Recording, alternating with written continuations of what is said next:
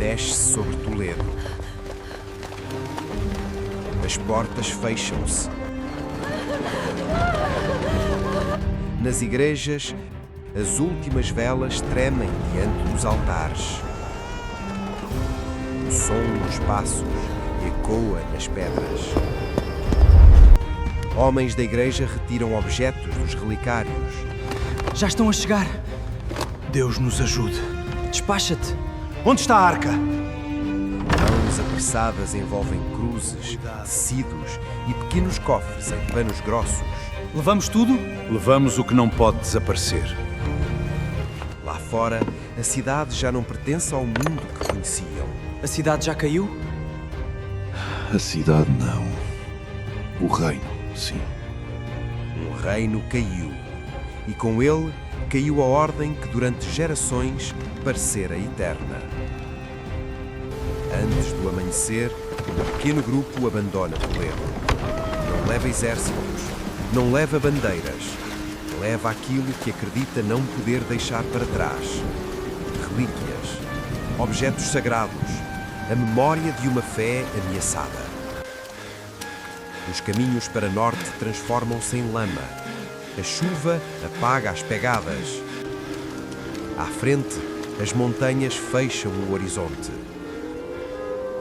Entre os objetos transportados estaria, segundo a tradição, uma antiga arca vinda de muito longe. A Arca Santa. A arca não pode cair. E guardado no seu interior, um pequeno pano de linho que teria tocado o rosto ensanguentado de Jesus Cristo depois da crucificação. O sudário de Oviedo. Não sabemos se esta fuga aconteceu exatamente assim. Não sabemos quem transportou a arca, quando deixou Toledo ou que caminho percorreu. Mas a tradição cristã conservaria esta imagem durante séculos. Enquanto o reino desaparecia nas planícies, homens, mulheres e relíquias procuravam refúgio nas montanhas. A tradição começa com uma fuga. A história começa com um colapso.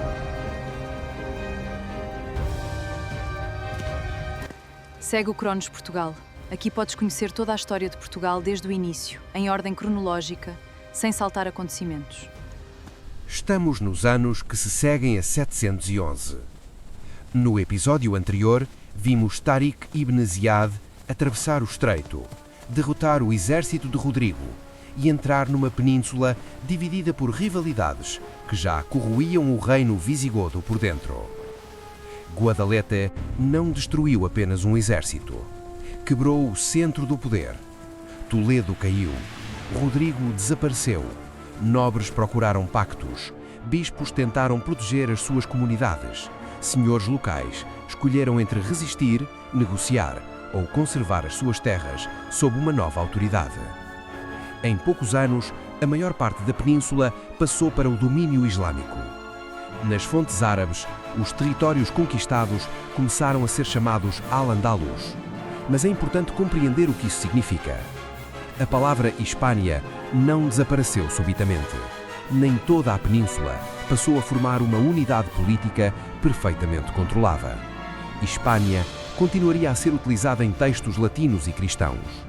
Al-Andalus designavam os territórios peninsulares submetidos aos diferentes poderes muçulmanos, cuja extensão mudaria repetidamente ao longo dos séculos.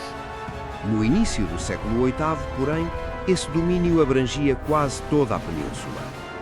Quase, porque conquistar cidades, estradas e planícies não era o mesmo que controlar cada vale, cada bosque, cada montanha. E no extremo norte, a terra erguia-se contra quem tentasse atravessá-la. A Cordilheira Cantábrica não oferece uma fronteira simples, oferece pedra.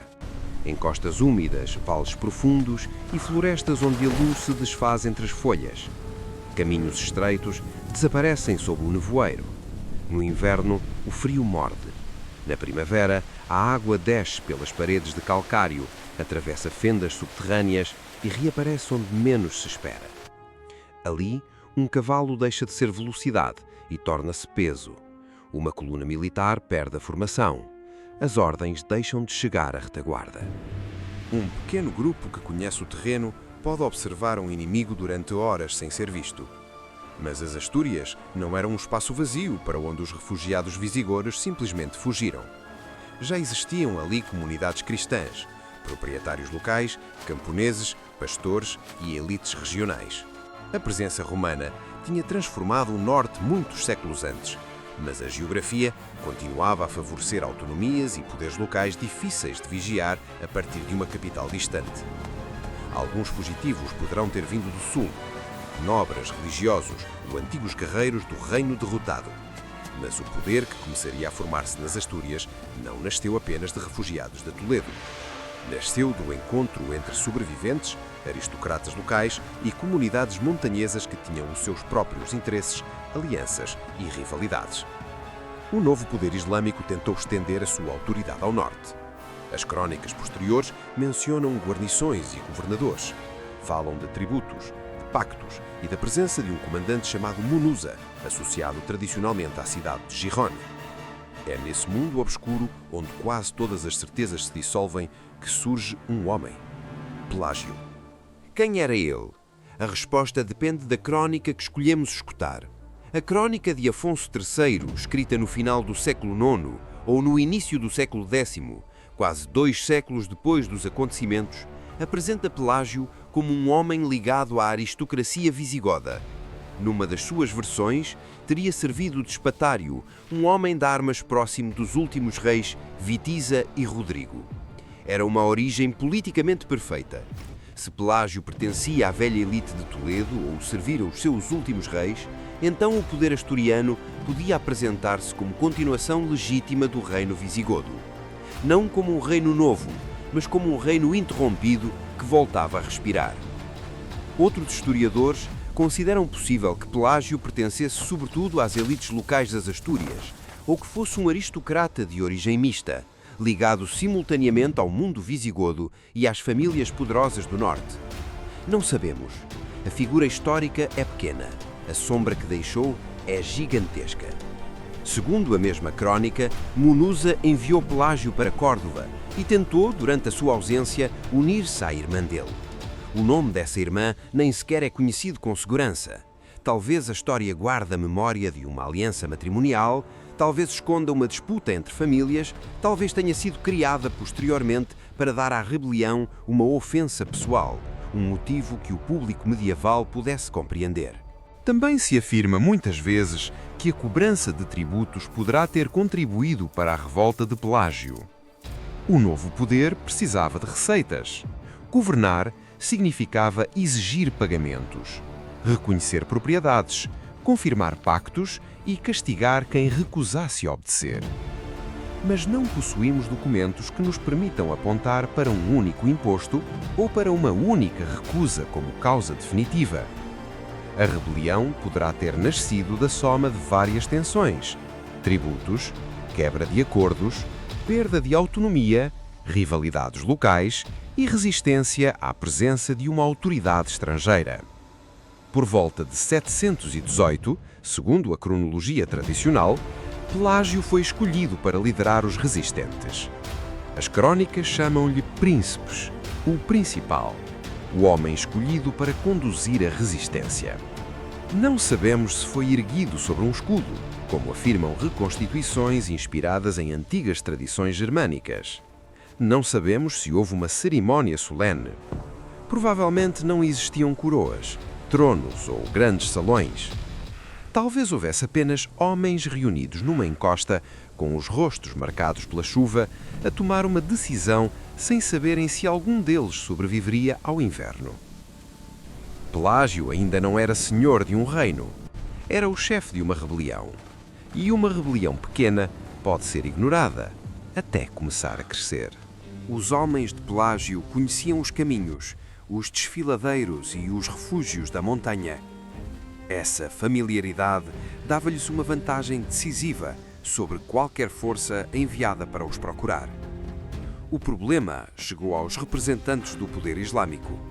Segundo as crónicas asturianas, foi então organizada uma expedição para esmagar a revolta.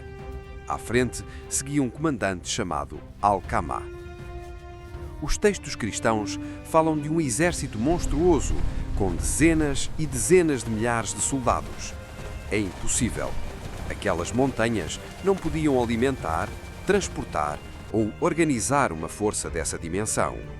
A força real terá sido muito menor, mas as fontes não permitem calcular a sua dimensão com segurança. Não era necessário conquistar toda a Cordilheira Cantábrica. Bastava encontrar Pelágio, cortar-lhe os apoios e prendê-lo. Depois, seria necessário mostrar aos outros vales que resistir tinha um preço. Mas Alcama não levou apenas soldados, levou palavras. Com ele seguia um bispo cristão chamado Opas, ou Opa. As crónicas ligam-no à família do antigo rei Witiza e ao grupo que se teria oposto a Rodrigo antes da invasão de 711. A sua identidade exata permanece discutida, tal como o papel que realmente desempenhou. Na narrativa asturiana, porém, Opas ocupa um lugar decisivo. É apresentado como o homem que sobreviveu à queda do antigo reino, aceitando a nova ordem. O bispo que chega às montanhas não para combater, mas para convencer. Cristão diante de cristãos. Uma voz conhecida ao serviço de um poder novo. Segundo a crónica de Afonso III, Opas aproximou-se da posição dos rebeldes e falou com Pelágio. Pelágio!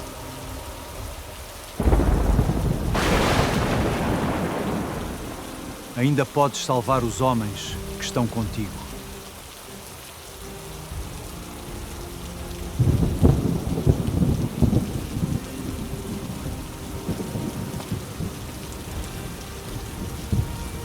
Salvar-nos de quem?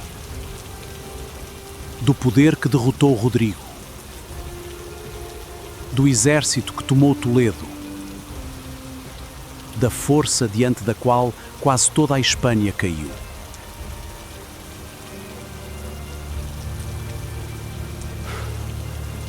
Rende-te, conserva a vida.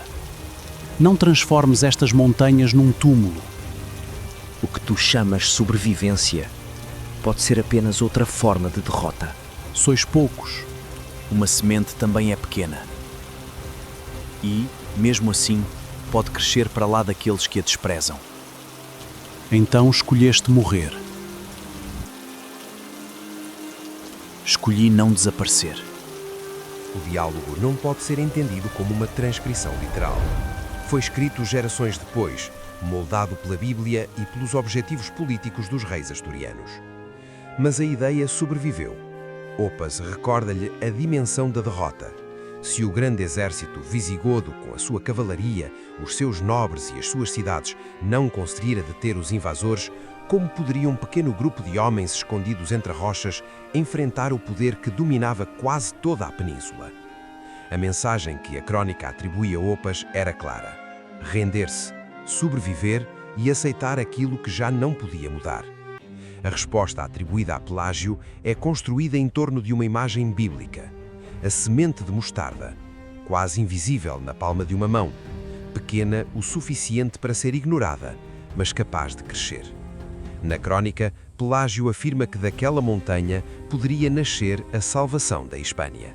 Talvez nunca tenha pronunciado essas palavras, mas os reis asturianos precisavam de acreditar que alguém as tinha pronunciado, porque transformavam um grupo de resistentes numa promessa, uma revolta local numa missão histórica, uma pequena semente num reino. Alcama avançou e a montanha fechou-se sobre os seus homens. Covadonga situa-se no maciço do Alceba, na entrada dos picos da Europa. Quem chega hoje encontra uma paisagem verde e monumental, mas no século VIII não existia ali a grande basílica rosada, nem as escadarias, nem a praça aberta diante do santuário. Havia rocha nua, vegetação cerrada e água. E suspensa na parede calcária, uma gruta. Nas proximidades, a água infiltra-se no sistema cárcico de Orandi, desaparece sob o calcário e volta a surgir abaixo da Santa Cueva, precipitando-se, nos períodos de maior caudal, numa cascata que enche o espaço com um rugido contínuo. Não é um vale amplo onde dois exércitos possam abrir linhas e avançar lado a lado. É um corredor apertado. O terreno sobe depressa. As encostas cortam a visão. Cada curva pode esconder homens. Cada árvore pode ocultar um arqueiro. cada saliência pode transformar-se numa posição defensiva. Terá sido naquela zona, sob as paredes do Alceba, que Pelágio e os seus homens aguardaram a aproximação da força de Alcama. Não conhecemos a disposição dos combatentes. As fontes não dizem quantos estavam na gruta, quantos se encontravam nas encostas ou onde começou exatamente o confronto. Não sabemos se os resistentes tinham preparado troncos, reunido penedos ou construído barreiras. Tudo isso é possível. Nada disso está provado. Não podemos reconstituir cada movimento, mas podemos imaginar o efeito daquele terreno sobre uma coluna apanhada entre a pedra, a água e as encostas. A coluna de Alcama entra. À frente, os homens avançam sobre chão irregular. Atrás, outros ainda contornam a montanha. A distância entre a vanguarda e a retaguarda aumenta. Os cavalos já não conseguem carregar. Os escudos levantam-se para proteger o rosto, mas deixam as pernas expostas. As ordens sobem pelo vale e regressam deformadas pelo eco. Então, cai a primeira pedra. Não precisa de ser enorme, basta ganhar velocidade. Pode atingir um escudo, quebrar um braço e derrubar o homem que vinha atrás. Outra pedra desce, depois uma lança, depois uma nuvem de projéteis lançados de pontos que os soldados não conseguem localizar. A formação quebra-se. Os homens da frente tentam avançar, os do meio param e os que vêm atrás continuam a empurrar. O corredor enche-se. Já quase ninguém consegue mover-se. Metal contra rocha, cavalos em pânico, pés que escorregam na lama. Um soldado olha para cima e vê apenas folhas a moverem-se. O outro tenta recuar, mas já não existe espaço. Não sabemos se Pelágio desenhou uma emboscada perfeita. Talvez o combate tenha sido mais desorganizado, mais curto e mais confuso do que qualquer reconstituição moderna. Mas uma coisa é plausível. A força enviada para o capturar encontrou-se presa num terreno onde a vantagem numérica perdia valor. A montanha reduzia o exército, fragmentava-o, obrigava cada homem a combater quase sozinho. E é aqui que a história deixa de conseguir acompanhar os movimentos dos homens. Porque a crónica abre a porta ao milagre. Segundo a crónica de Afonso III, Alcama levara para Covadonga 187.000 soldados. 124.000 morreriam diante da gruta. Os restantes 63.000 tentariam fugir através dos picos da Europa. Estes números não pertencem à logística militar. Pertencem à linguagem da Bíblia. A vitória tinha de parecer impossível para poder ser apresentada como divina. Na versão cristã, Alcama ordena o ataque. Os soldados levantam as armas, as espadas brilham, as lanças avançam, flechas atravessam o ar, fundas e engenhos de arremesso lançam pedras contra a entrada da gruta. Mas então acontece aquilo que a crónica apresenta como intervenção de Deus. As pedras não atingem os resistentes. Voltam-se contra os próprios homens que as lançaram. Caem sobre a força de Alcama. A própria natureza recusa obedecer aos atacantes. A montanha toma partido. O céu inclina-se sobre a batalha. E Deus escolhe os homens escondidos na rocha. É nesse momento, segundo o relato cristão, que Pelágio e os seus combatentes saem da gruta e avançam contra os homens de Alcama. A formação muçulmana quebra-se. Os destacamentos dividem-se. A retirada começa, primeiro com alguma ordem, depois obstruções, depois em fuga. E no meio desse colapso, Alcama é morto. O bispo Opas é capturado. Sem o comandante, num terreno onde ninguém consegue ver o conjunto da batalha, o medo viaja mais depressa do que qualquer ordem. A própria crónica de Afonso III identifica a gruta como a casa da Santa Virgem Maria, colocando-a no centro do milagre. A tradição devocional posterior iria ainda mais longe. Pelágio teria rezado dentro da caverna. A Virgem ter-lhe aparecido e prometido proteção. As armas dos atacantes seriam desviadas pela sua intervenção. A gruta tornar-se-ia um escudo invisível. É uma das imagens mais poderosas da memória cristã peninsular, mas não pode ser apresentada como facto histórico. A aparição pessoal da Virgem, com palavras e promessas dirigidas a Pelágio, não consta desta forma nas fontes mais antigas. E embora a crónica fale numa casa de Santa Maria, dentro da gruta, não sabemos se esse espaço de culto já existia em 722 ou se reflete a realidade religiosa do tempo em que o cronista escreveu. O milagre não nos conta apenas aquilo que os cronistas acreditavam ter acontecido. Conta-nos aquilo que os reis asturianos precisavam que Covadonga significasse. Não uma simples vantagem oferecida pela geografia, não uma expedição mal calculada, mas uma escolha de Deus. Segundo a crónica, os sobreviventes atravessam os picos da Europa em direção a Liébana. Quando alcançam Cosgaia, junto do rio Deva, a montanha volta a atacar. A encosta do Monte Subiedes desaba. Terra, pedras, homens e cavalos são arrastados para o rio. A crónica compara a destruição ao exército do faraó engolido pelo Mar Vermelho. A fuga transforma-se numa sentença. Nada escapa, nem a memória. Mas a tradição muçulmana contaria outra história. Não existem relatos árabes contemporâneos da batalha que nos permitam ouvir diretamente o lado de Alcama. As versões que chegaram até nós foram registadas muito mais tarde, nomeadamente por Al-Makari no século XVIII, a partir de materiais anteriores que em parte se perderam. Nessa memória, Pelágio não é um herói escolhido pelo céu, é um rebelde insignificante. Os resistentes teriam começado por ser algumas centenas, mas acabaram reduzidos a cerca de 30 homens e 10 mulheres, escondidos nas montanhas e sobrevivendo com mel retirado das fendas da rocha. E já que o mel surge nesta história, deixa-me fazer uma breve pausa para partilhar contigo algo mais pessoal. O meu nome é Raul Silva. Para além de criar os documentários do Cronos Portugal, sou também apicultor, com colmeias no Marco de Canaveses. Ao comprares o meu mel multifloral, estás a comprar diretamente ao produtor, com a confiança de conheceres a sua origem e de poderes acompanhar o trabalho que existe por detrás de cada frasco. Nas minhas redes sociais, partilho imagens e vídeos reais do trabalho nas colmeias, das abelhas e das flores que fazem parte desta produção. Podes acompanhar-me no Facebook e no Instagram em Raul Silva, apicultor. Ao levares para casa este mel genuíno, produzido em Portugal, estás também a apoiar o meu trabalho como apicultor e a ajudar na continuidade do Cronos Portugal.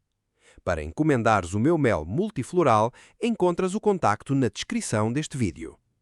Obrigado por apoiares diretamente um produtor português e por ajudares a história a continuar. Mas regressemos à forma como a tradição árabe recordou os resistentes das Astúrias. Em recontos posteriores, ficaram célebres como os 30 burros selvagens.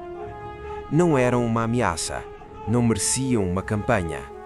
A narrativa árabe afirma que os muçulmanos desistiram de os perseguir por desprezo. Que importância poderiam ter algumas dezenas de miseráveis a morrer de fome numa montanha? De um lado, um exército de 187 mil homens destruído por intervenção divina. Do outro, 30 sobreviventes demasiado insignificantes para serem mortos. Duas memórias, duas propagandas, duas formas de transformar o mesmo acontecimento. Os cristãos engrandeceram a vitória, os muçulmanos diminuíram a derrota. E entre o milagre de uns e o desprezo dos outros, fica uma realidade que já não conseguimos recuperar por completo. Se procurarmos o núcleo mais plausível por baixo das lendas, Covadonga terá sido um confronto de pequena escala. Talvez uma escaramuça ou uma expedição militar que terminou em derrota. Alcama poderá ter morrido. Pelágio não foi capturado. A resistência sobreviveu. Militarmente, quase nada mudou nesse dia. Al-Andalus continuou a dominar a esmagadora maioria da península. Córdoba não caiu. Toledo não foi recuperada. Nenhuma fronteira cristã avançou imediatamente para sul. Mas uma coisa tinha acontecido. Pelágio continuava vivo. E naquela montanha, sobreviver já era vencer. O seu poder consolidou-se na região de Cangas de Onís. Não nasceu ali um grande estado. Nasceu uma pequena rede de comunidades, guerreiros, propriedades e alianças protegida pelas montanhas. um reino de madeira e pedra sem monumentos nem grandes cidades. Pequeno o suficiente para ser subestimado, forte o suficiente para permanecer. É aqui que devemos ter cuidado com uma palavra usada tantas vezes que parece explicar tudo: reconquista. Pelágio e os seus homens não acordaram depois de Covadonga com um plano para conquistar a península durante quase 8 séculos. Não conheciam as futuras fronteiras de Portugal, Castela, Leão ou Aragão. Provavelmente lutavam por poder local, autonomia, sobrevivência, tributos e fidelidades. A ideia de que Covadonga inaugurava uma missão contínua para recuperar toda a antiga Hispânia foi construída mais tarde, sobretudo no final do século IX, quando os reis asturianos já governavam um território muito maior e precisavam de justificar a sua expansão. As crónicas transformaram Pelágio no sucessor dos reis visigodos, transformaram a rebelião numa restauração, transformaram Covadonga no primeiro ato de uma história sagrada. A ideologia da Reconquista não nasceu pronta dentro da gruta, foi criada pela memória da gruta. E a memória, por vezes, conquista mais território do que um exército. Pelágio morreu em 737. Segundo o bispo Pelágio de Oviedo, que escreveu no século XII, Pelágio teria sido sepultado na igreja de Santa Eulália de Abamia, perto de Cangas de Onís, ao lado da sua mulher, Gaudiosa. Não sabemos que tenha pedido para ser sepultado na gruta de Covadonga. Os seus restos terão sido transferidos para Santa Cueva cerca de 5 séculos depois, por ordem de Afonso X. Hoje, dentro da gruta, o visitante encontra um túmulo atribuído a Pelágio, mas o monumento visível data do século XVI. A memória levou o líder de volta ao lugar onde o seu mito tinha começado. E o que encontra hoje quem visita Covadonga? Primeiro, a montanha. O Monte Auceba ergue-se sobre uma paisagem úmida, verde e profundamente recortada. A água atravessa o calcário, a vegetação cobre as encostas, o som da cascata mistura-se com os sinos e com os passos dos peregrinos. Depois, a Santa Cueva. A gruta abre-se na parede da rocha como uma varanda suspensa sobre o vale. No interior encontra-se a imagem da Virgem de Covadonga, conhecida como La Santina, e o túmulo tradicionalmente atribuído a Pelágio. Por baixo da gruta, a água reaparece da montanha e, nos períodos de maior caudal, precipita-se sobre o poço diante da caverna. A pedra fecha o horizonte. O som ecoa. A umidade entra nos ossos. Quem ali chega consegue compreender, sem precisar de imaginar demasiado, como aquele terreno podia proteger um pequeno grupo e desorganizar uma força que avançasse sem o conhecer. Mais abaixo, ergue-se a grande Basílica de Santa Maria la Real de Covadonga. As suas torres de pedra rosada parecem medievais. Não são. A construção começou em 1877 e a Basílica foi consagrada em 1901. É um monumento neo-românico criado muitos séculos depois para dar forma grandiosa a uma memória que vivera sobretudo na gruta. No tempo de Pelágio não existiam torres, escadarias ou grandes templos. Havia montanha, floresta, água e rocha. Em Cangas de Onís, no local da atual Capela de Santa Cruz, Favila, filho de Pelágio, mandou consagrar em 737 um templo erguido sobre um antigo dolmen, ainda hoje visível. Embora o edifício tenha sido profundamente restaurado, o lugar continua a ser um dos primeiros sinais de que a pequena resistência começava a transformar-se num poder organizado. Mas as grandes relíquias associadas pela tradição à fuga de Toledo não ficaram em Covadonga. À medida que o reino cresceu, Oviedo tornou-se o seu novo centro político e religioso. Foi ali, na Catedral de São Salvador, que a memória das relíquias encontrou o seu grande cofre de pedra, a Câmara Santa. Hoje, o espaço pode ser visitado. Ali se conservam alguns dos objetos mais importantes da tradição cristã asturiana: a Cruz dos Anjos, a Cruz da Vitória, a Caixa de Ágatas e a Arca Santa. Segundo a tradição, a Cruz da Vitória encerraria no seu interior a antiga cruz de madeira associada a Pelágio. A peça revestida de ouro que vemos atualmente é, porém, muito posterior à batalha. A Arca Santa guarda uma história ainda mais misteriosa. A tradição afirma que viajou desde Jerusalém, passou pelo norte da África e por Toledo e acabou por ser levada para as Astúrias durante a conquista islâmica. Não conseguimos provar esse itinerário. O primeiro grande documento conservado sobre o seu conteúdo data de 1075, mais de 3 séculos depois de Covadonga. Entre as relíquias então enumeradas, aparece o Sudário do Senhor, o Sudário de Oviedo. Não deve ser confundido com o Sudário de Turim. O de Turim é uma grande mortalha associada ao corpo inteiro de Cristo. O de Oviedo é um pano de linho mais pequeno, venerado como o tecido que teria coberto a cabeça e o rosto de Jesus depois da crucificação. A fé atribui-lhe essa origem. A história e a ciência não a conseguem demonstrar de forma conclusiva. O pano original permanece guardado na Câmara Santa e é exposto apenas em ocasiões específicas, para garantir a sua conservação. Assim, entre Covadonga e Oviedo, o visitante encontra 2 lugares diferentes. Na montanha, o cenário da resistência e do milagre. Na cidade, o cofre da memória e das relíquias. A gruta, a arca, a pedra, o pano e a recordação de um homem que desaparece na incerteza das fontes, mas cuja sobrevivência ajudou a criar um reino. Mas o que significa tudo isto para o território que um dia se vai chamar Portugal? Não significa que Portugal tenha nascido em Covadonga, nem que a batalha tenha garantido que o futuro território português permaneceria cristão. Grande parte das terras que um dia formariam Portugal pertenceu a Al-Andalus durante séculos. Lisboa, Santarém, Coimbra, Évora, Beja, Silves.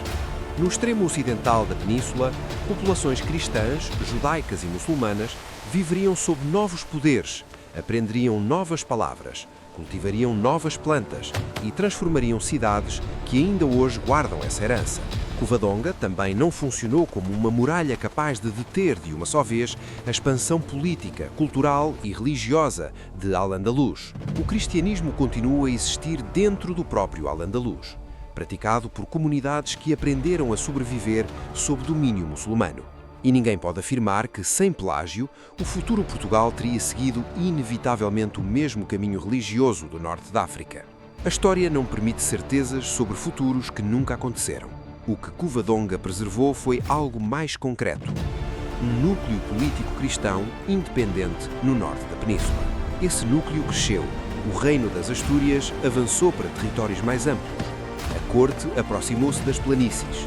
No início do século X, o centro político deslocou-se para Leão. Séculos depois, o Reino de Leão controlaria as terras onde surgiriam os condados portucalenses. Desses territórios de fronteira, entre guerras, alianças, casamentos e disputas de vassalagem, acabaria por emergir Portugal. A linha não é direta, mas existe. Astúrias, Leão, Portugal, Portugal. É tentador resumir tudo numa única imagem. Covadonga teria sido uma primeira faísca distante numa longa história de resistência, fé e poder que séculos depois também contribuiria para o nascimento de Portugal. É uma imagem forte e contém uma verdade poética, mas não descreve uma linha direta nem um destino inevitável.